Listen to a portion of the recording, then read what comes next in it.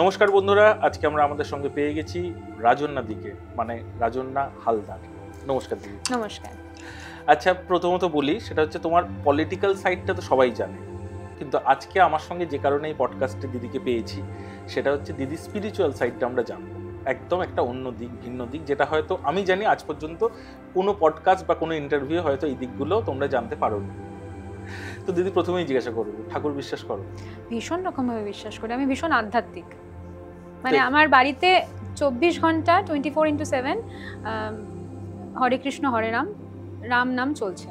মানে একটা ক্যাসেট আছে, সেটা 24 ঘন্টা চলছে। তোমার বড় হয়ে ওঠা এই ব্যাপারগুলো নিয়ে যদি একটু আমাদের বন্ধুদের শেয়ার করো। আসলে আমি যে পরিবারের মেয়ে, সেখানে অনেক বড় করে কৃষ্ণ পুজো হয় এবং বৈষ্ণব নই আমি, কিন্তু আমরা কৃষ্ণের উপাসক। এবং আমাদের পরিবার জয়নগরের মজিলপুরে, যেখানে আমাদের বাড়ি বিষ্ণুপুর, তো সেখানে আজ থেকে 1000 বছর আগে ওখানে একটা ভুরে বলে, মানে একটা পুকুর মতো রয়েছে, সেখান থেকে রাধা কৃষ্ণর মূর্তি পাওয়া গিয়েছিল। আচ্ছা। তো সেই মূর্তিটাই 1000 বছর আগে পাওয়া গিয়েছিল এবং সেই মূর্তিটাই পুজো হয়। এবং আমি কৃষ্ণর ভীষণ রকম উপাসনা করে থাকি, কৃষ্ণের ভীষণ রকম উপাসনা। তার সঙ্গে আমি আমার মামার বাড়ির দিক থেকে যেটা পেয়েছি সেটা হচ্ছে শক্তির আরাধনা, মানে মা কালী, মা দুর্গার আরাধনা। তো আমার রক্তে কৃষ্ণও রয়েছে, আবার কালীও রয়েছে, মানে আধা কালী আধা কৃষ্ণ। আচ্ছা, আমি তো জানি যে ডেফিনেটলি তুমি বলরাম, জগন্নাথ, সুভদ্রা এদের মূর্তিও তোমার বাড়িতে আছে। একদম একদম, তুমি গিয়ে দেখেওছো সেটা। তো পুরী, মানে পুরীর জগন্নাথ ধাম তোমায় কতটা টান? ভীষণ। আমি মানে জয় জগন্নাথ, জয় জগন্নাথ, জয় জগন্নাথ।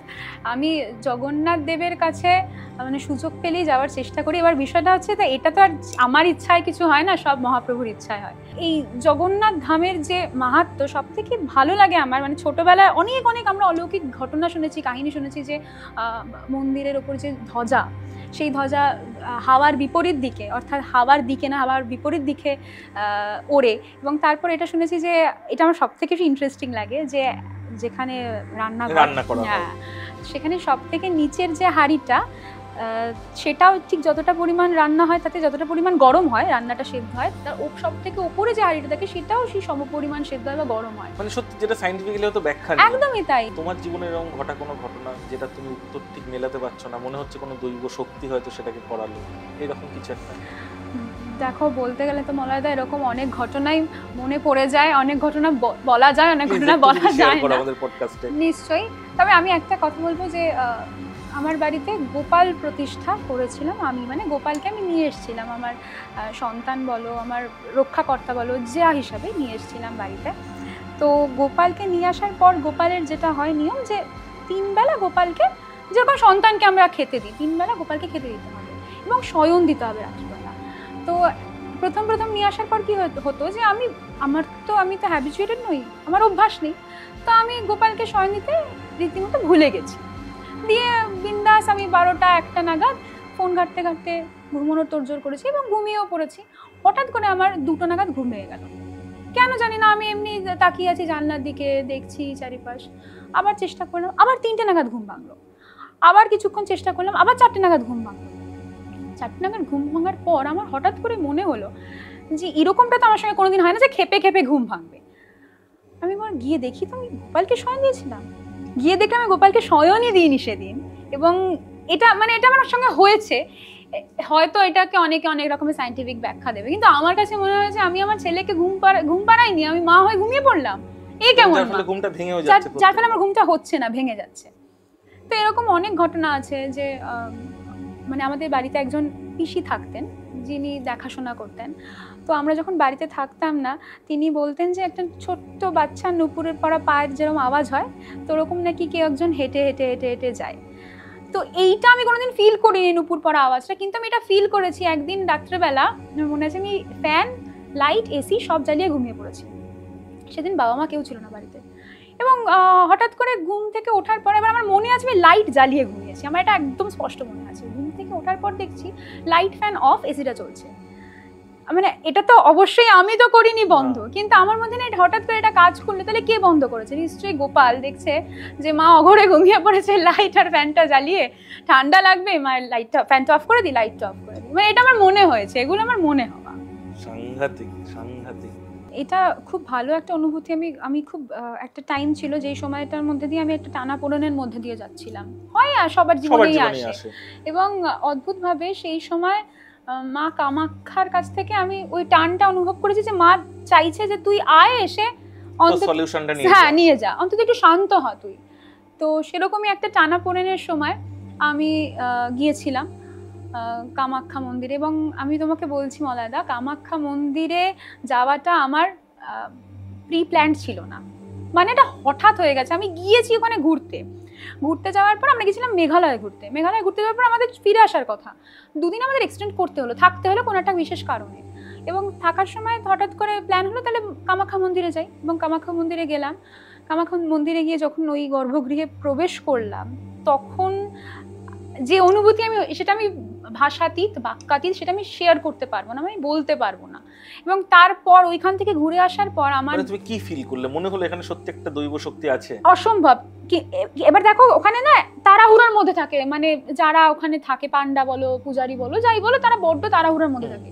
কিন্তু আমি এটা কোণে গিয়ে চুপটি করে একটু দাঁড়িয়েছিলাম, মানে হয়তো আমি লুকিয়েই ওদের থেকে সময় চুরি করে নিয়েই দাঁড়িয়েছি। ঘরটা যথেষ্ট অন্ধকার এবং যে স্রোত প্রবাহ আসে, মানে যেটা ধরো আমরা জল বলে থাকি, যাই বলে থাকি, সেটা আসে। এবং সেটা যখন মাথায় ছোঁয়ানো হয়, চোখে ছোঁয়ানো হয়, মুখে ছোঁয়ানো হয়, এবং সেটা যদি তুমি ফিল করো, ঘরের মধ্যে একটা অদ্ভুত রকমের উষ্ণতা রয়েছে, উষ্ণতা ঠিক বলবো না, মানে একটা তাপ রয়েছে, যেই তাপটা তুমি অনুভব করলে তোমার মনে হবে তোমাকে আর একবার যেতে হবে ওখানে, মানে টানবেই মা, টানবে, ওটা ইচ্ছা করতেই হবে, বাধ্য, তুমি টানবেই মা। তো আমার ক্ষেত্রে সেটা হয়েছিল, আমি উষ্ণতাটা অনুভব করেছি। এবং তার পরবর্তী জীবন আমার আরো অনেক অন্যরকম হয়েছে, ভালো দিক থেকে, মানে টানাপোড়েন থেকে আমি বেরিয়ে এসেছি এবং অন্যরকম একটা চেতনা নিয়ে, চিন্তা নিয়ে আমি কাটাতে পেরেছি। আমরা এরকম রাত্রেবেলা যাচ্ছি, মানে ওখানে পৌঁছাচ্ছি, তার আগে আমার শরীর ভীষণ খারাপ ছিল। তো আমি ওখানে পৌঁছে আমরা হোটেলে গেছি। যাওয়ার পর ওখান থেকে যখন আসছি, একজন সাধুর সঙ্গে আমার দেখা হয়েছে ব্যক্তিগতভাবে। তো আমি রাস্তা হারিয়ে ফেলেছি বলবো না, মানে ওরা একটু এগিয়ে গেছে, আমি একটু পরে যাচ্ছি আর কি, মানে পিছিয়ে গেছি স্নানের জন্য। তো তখন তার সঙ্গে দেখা হয়েছে, সে বলছে যে মানে তার বক্তব্য কি এক্স্যাক্টলি কি বলেছে আমার মনে নেই, কিন্তু তার বক্তব্য এরকম যে জীবনের পথে পিছিয়ে পড়লে তার মানে এই নয় যে তুমি সারা জীবন পিছিয়ে আছো, তুমি রেস্ট নিচ্ছ, তুমি তার পরবর্তী পথটা আরো ভালোভাবে অতিক্রান্ত করতে পারো। এবং যে বক্তব্যটা বলেছিল তার মূল কথা এটা দাঁড়ায়। এবং আমি না তার দিকে অবাক হয়ে তাকিয়েছিলাম কিছুক্ষণ, তারপর সে হেসে এগিয়ে যায়।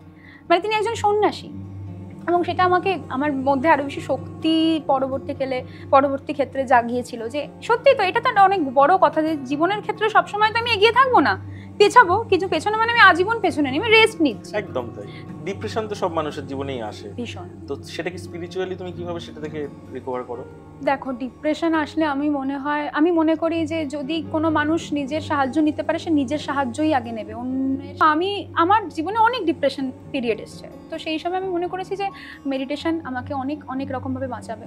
আর আরেকটা জিনিস আমাকে বাঁচায়, সেটা হচ্ছে যে আমি না লিখে রাখি, মানে আমার সঙ্গে যদি কিছু খারাপ হয়েছে আমি সেটা লিখে রাখি, এবং আমি ওই লেখাটাকে এমনভাবে লিখি যেন আমার সঙ্গে সেই জিনিসটা ঠিক হয়ে গেছে, মানে ম্যানিফেস্ট করি। ম্যানিফেস্টেশনটা আমার মনে হয় খুব খুব প্রয়োজন। এবং আমাকে একজন বলেওছে যে প্রত্যেকদিন রাত্রেবেলা ম্যানিফেস্ট করে যদি শুই আমরা, একটা পিরিয়ড আসবে, একটা সময় আসবে যে তোমার সঙ্গে সেই ম্যানিফেস্টেশনটা কানেক্ট হয়ে যাবে এবং সেটা ঘটিয়েছে, তুমি ঘটে গেছে। এমনি কার বাণী তোমাকে বেশি টানে? শ্রীকৃষ্ণের ভগবত গীতা তো অবশ্যই আছে। আমার মা বলেছেন প্রত্যেকদিন তুমি ঠাকুরঘরে যখন যাবে স্নান করে, দুটো করে শ্লোক তুমি পড়বেই। তাহলে তোমার পড়ো মানে কি মুখস্থ পড়ে গেলে হবে না, মানে বুঝে পড়ো, পরে তো মানেগুলোও লেখা থাকে, তুমি মানে বুঝে পড়ো, দেখবে তুমি লাইফে ভালো হবে মন্দ হবে কিনা জানি না, কিন্তু সেটা তুমি লাইফে মানে ঘটাতে পারবে। আর অবশ্যই রামকৃষ্ণদেবের বক্তব্য যা যা তিনি তুলে ধরেছেন, সেটা তো সত্যি সত্যি আমাদের জীবনযাত্রার ক্ষেত্রে গুরুত্বপূর্ণ। মা শ্রীমা, আর আরেকজনকে আমি ছোটবেলা থেকে খুব ফলো করি, তিনি হচ্ছেন ঋষি অরবিন্দ আর মা শ্রীমা, মানে ওই আমাদের পন্ডিচেরি। 5 বছর পরে রাজনদিকে আমরা কোথায় দেখতে পাবো?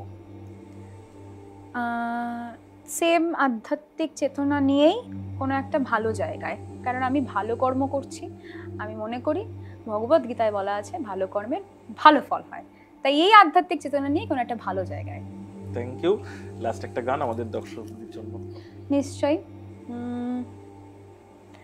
সময় গেলে সাধন হবে না, ওরে হবে না মন, হবে না। সময় গেলে সাধন হবে না। অসাধারণ, ভালো থেকো। একদম, থ্যাংক ইউ।